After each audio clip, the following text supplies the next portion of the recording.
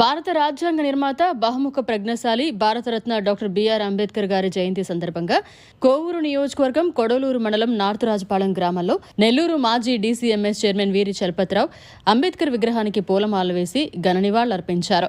ఈ సందర్భంగా ఆయన మీడియాతో మాట్లాడారు.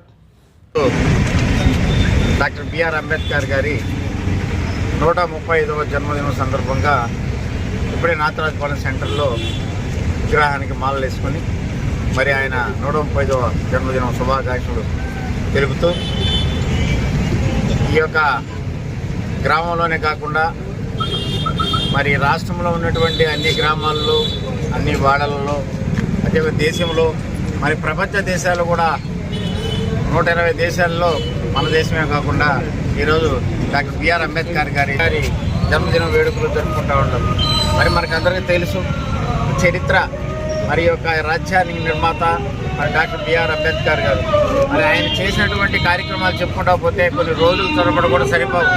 మరి దళిత జాతి కోసం ఆయన పడినటువంటి పాటలు ఎన్నో అవమానాలు పడినా కానీ అవమానాలు కూడా ఎదుర్చుకుని మరి ఈ జాతి కోసం నిలబడి మరి ఈ రోజుకి దళిత వర్గాలకు ఆశాజ్యోతిగా మరి యొక్క ఈ రాష్ట్రంలోనూ కాదు దేశంలో ప్రపంచంలో మేధావిగా పేరు తీసుకున్నటువంటి డాక్టర్ బిఆర్ అంబేద్కర్ యొక్క జన్మదిన వేడుకలు మరి ప్రతి ఒక్కరు కూడా పండగ వాతావరణంలో చేసుకుంటారు. చాలా సంతోషం దగ్గర విషయం.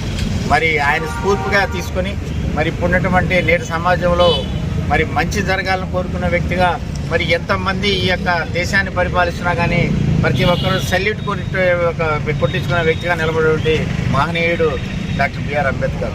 మరి అంబేద్కర్ గారు చేసినటువంటి సేవలు కొనేస్తూ మరి ఈరోజు కూడా యువత అయితేనేమి ఆయన ఆశయ సాధన కోసం ప్రతి ఒక్కరు కూడా ఆయన వెంట ఉన్నటువంటి పరిస్థితుల్లో నడవాలని ఆయన స్ఫూర్తిగా తీసుకుని మరి ఎంతోమంది కూడా ఇప్పటికి కూడా చాలామంది ఆయన బాట నడిచేవాడు ఎవరో కొంతమంది ఉన్నారు. అయినప్పటికీ మరి ఇప్పటికి కూడా స్వేచ్ఛ స్వతంత్రం బాగుండాలి, తద్వారా బడుగులు బాగుపడాలి, ఈ సమాజంలో బడుగులకు న్యాయం జరగాలనే ఉద్దేశంతో ఒక వ్యక్తి అంటరానితనంతో మరి ఆయన్ని బయటపెట్టినా కానీ ఈ అంటరానితనాన్ని నిర్మూలించడానికి ఆయన చేసినటువంటి ప్రయత్నం సాహసోపేతం.